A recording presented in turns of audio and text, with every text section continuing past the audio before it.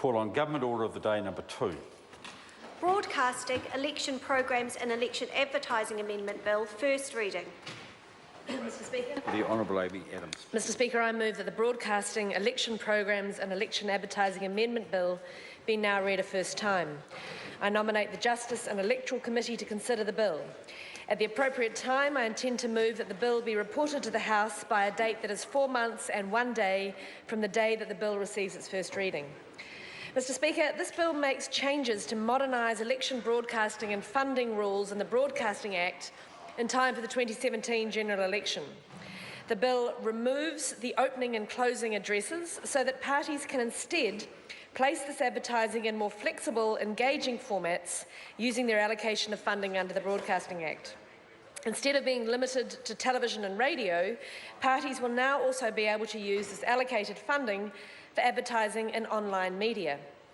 The changes in this bill build on a unanimous recommendation for reform of election opening and closing addresses made by the Justice and Electoral Select Committee in their inquiry into the 2014 general election. Television New Zealand and Radio New Zealand also support change in this area. The addresses are an outdated format and create an unlevel playing field amongst competing media companies. TVNZ and RNZ are currently required to provide free time for the addresses to be broadcast in prime time as blocks at the start and end of the election period. However, fewer and fewer people are tuning into the addresses, with TVNZ recording a 25% drop in average audience during the 2014 election opening addresses. Declining audience numbers, even in a prime time slot, highlights that these addresses are losing relevance and are not as effective at engaging voters as they once were.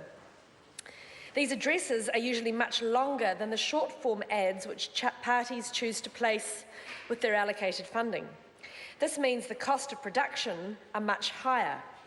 Where parties use the allocation on the production costs of the addresses, this is money that cannot then be used for more effective types of voter engagement. Mr Speaker, in light of declining voter participation, it's particularly important that political parties are enabled to communicate and engage voters effectively and efficiently. The government has agreed to a $750,000 increase in the budget for parties' allocations under the Broadcasting Act to offset the broadcasting time lost with the removal of the addresses. This brings the total budget provided to $3.605 million. This is the first increase in the allocation since 2005, and the increase also recognises the loss in purchasing power since that time. Mr Speaker, by removing the cost to parties and broadcasters of having opening and closing addresses and enabling equivalent time to be placed as parties choose and allowing the use of the allocated funding in online media, we will be creating a more relevant way of connecting with voters and ensuring a better use of resources for communicating with the public during elections. Voters are increasingly choosing to get their information through the internet rather than through the traditional broadcast media of television and radio.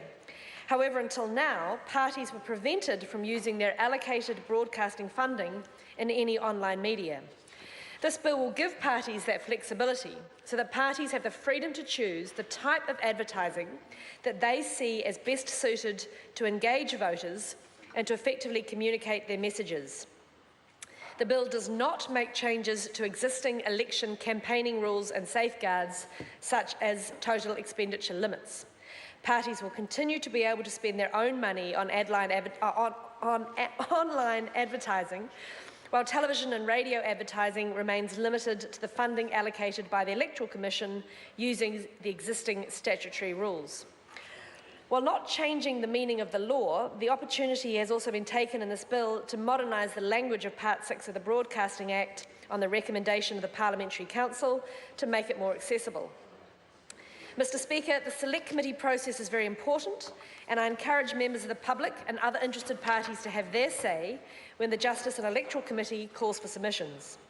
The committee is also currently considering the Electoral Amendment Bill, which was related to this bill, and that both deal with related electoral issues and recommendations from the committee's earlier inquiry.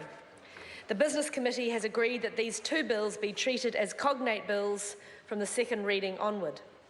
Given both bills respond to the Select Committee's recommendations, I'm hopeful that they can be progressed quickly alongside each other so that changes can be in place and communicated to voters and parties well in advance of the 2017 general election.